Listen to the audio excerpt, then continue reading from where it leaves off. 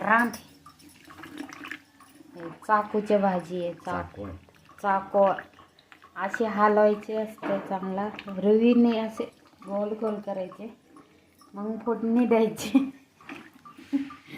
हे बघा आता कांदा लसूण टमाटर सगळी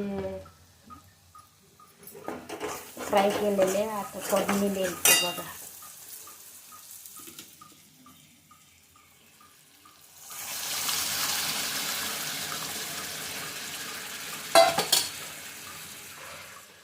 हे बघा चपाती भाकरी बरोबर चांगलं लागतंय.